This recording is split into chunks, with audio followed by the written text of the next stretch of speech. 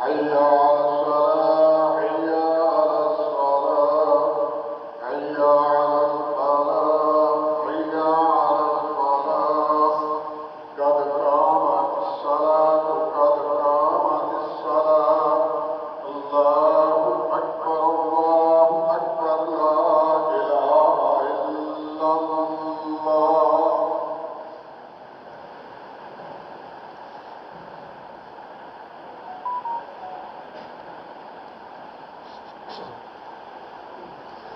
الله أكبر.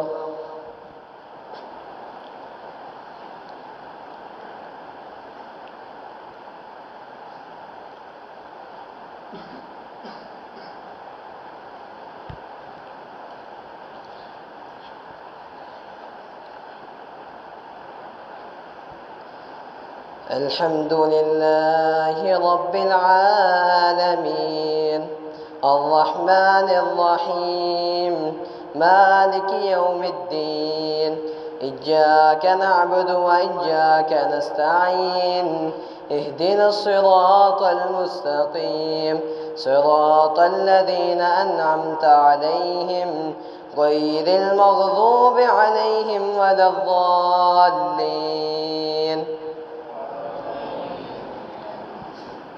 الرحمن علم القرآن خلق الإنسان علمه البيان الشمس والقمر بحسبان والنجم والشجر يسجدان والسماء رفعها ووضع الميزان ألا تطغوا في الميزان وأقيموا الوزن بالقسط ولا تخسروا الميزان والأرض وضعها للأنام فيها فاكهة والنخل ذات الأكمام والحب ذو العصف والريحان فبأي آلاء ربكما تكذبان خلق الإنسان من صلصال كالفخار وخلق الجان من مارج من نار فبأي آلاء ربكما تكذبان رب المشرقين ورب المغربين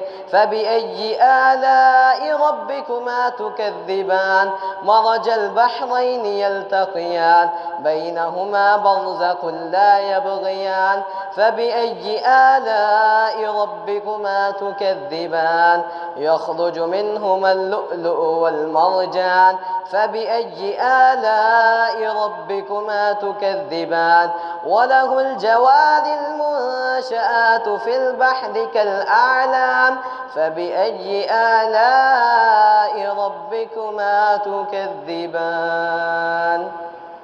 الله أكبر.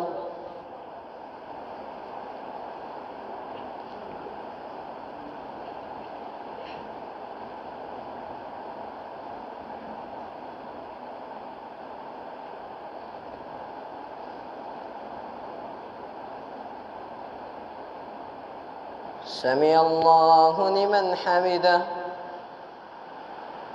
الله أكبر.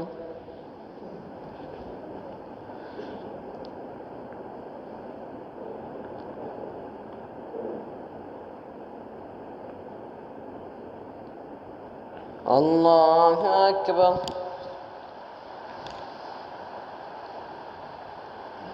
الله أكبر.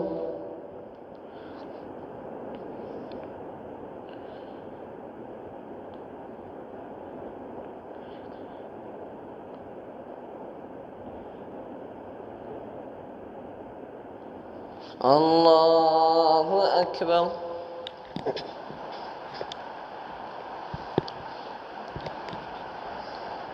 الحمد لله رب العالمين الرحمن الرحيم مالك يوم الدين إياك نعبد وإياك نستعين اهدنا الصراط المستقيم صراط الذين أنعمت عليهم غير المغضوب عليهم ولا الضالين. وسيق الذين كفروا إلى جهنم زمرا حتى إذا جاءوها فتحت أبوابها وقال لهم خزنتها ألم يأتكم رسل منكم يتلون عليكم آيات ربكم وينذرونكم لقاء يومكم هذا قالوا بلى ولكن حقت كلمة العذاب على الكافرين قيل ادخلوا أبواب جهنم خالدين فيها فبئس مثوى المتكبرين وسيق الذين اتقوا ربهم إلى الجنة زمرا حتى إذا جاءوها وفتحت أبوابها وقال لهم خزنتها سلام عليكم طبتم فادخلوها خالدين وقالوا الحمد لله الذي صدقنا وعده وأورثنا الأرض نتبوأ من الجنة حيث نشاء فنعم أجر العاملين وترى الملائكة حافين من حول العرش يسبحون بحمد ربهم وقضي بينهم بالحق وقيل الحمد لله رب العالمين. الله أكبر.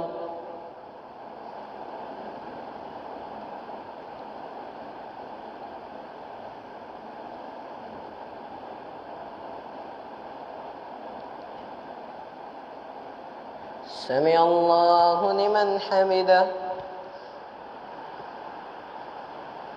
الله أكبر.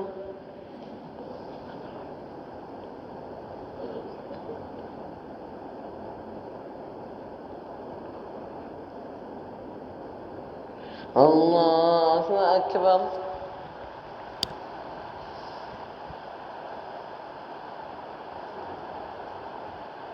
الله أكبر.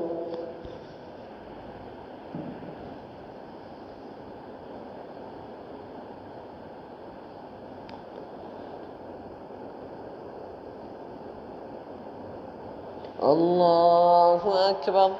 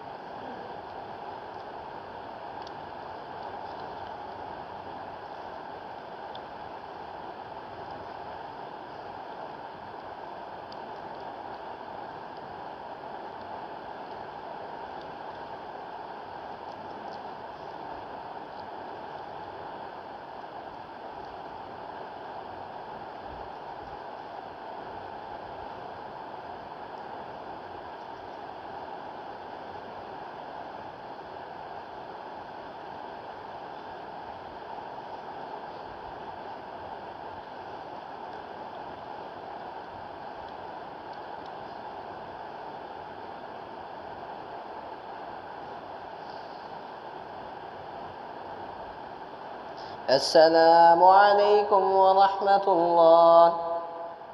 السلام عليكم ورحمة الله.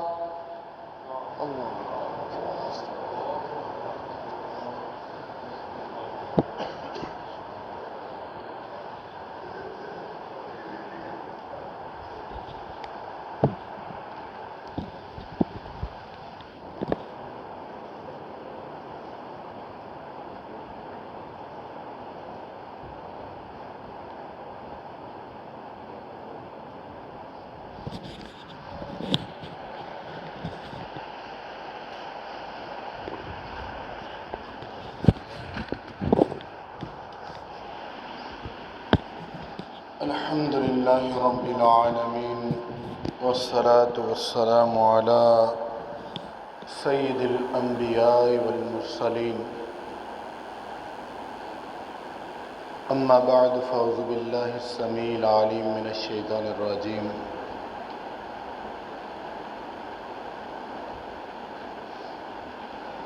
بسم الله الرحمن الرحيم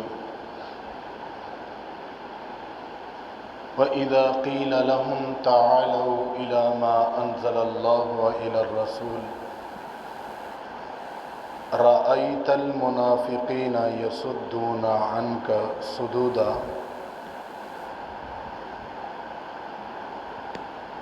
محترم مکرم سامعین کرام،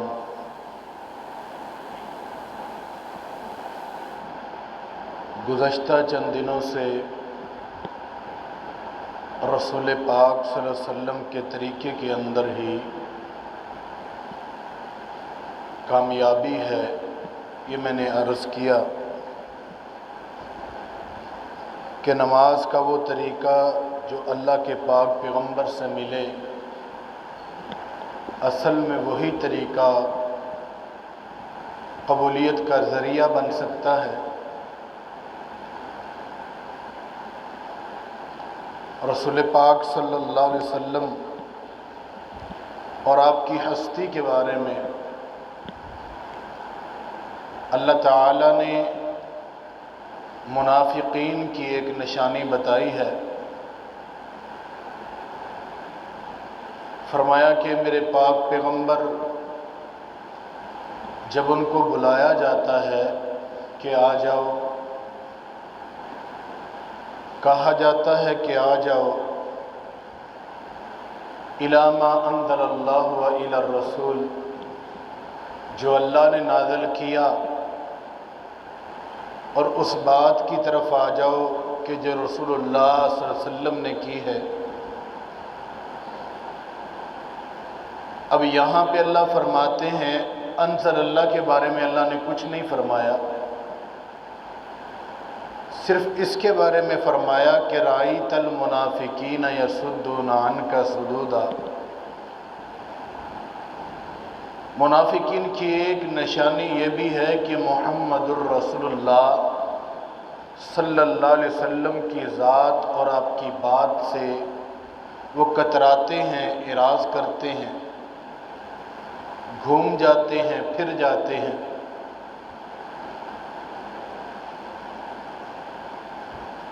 ہمیں اللہ کے پاک پیغمبر کا طریقہ ہر طرح محبوب ہونا چاہیے۔ اگر ہمارے اندر اللہ کے پاک پیغمبر کے طریقے کے خلاف کچھ بھی پل رہا ہے تو سمجھ لیجئے کہ اتنا زیادہ نفاق ہمارے دل کے اندر بیٹھ گیا ہے۔ اللہ کے پاک پیغمبر جناب محمد الرسول اللہ صلی اللہ علیہ وسلم کی ایک ایک ادا جو تھی وہ صحابہ کرام نے ایسے اپنائی کہ حضرت عبداللہ بن عمر رضی اللہ تعالیٰ عنہ، ان کو صحابہ کرام متبع سنت کہتے تھے،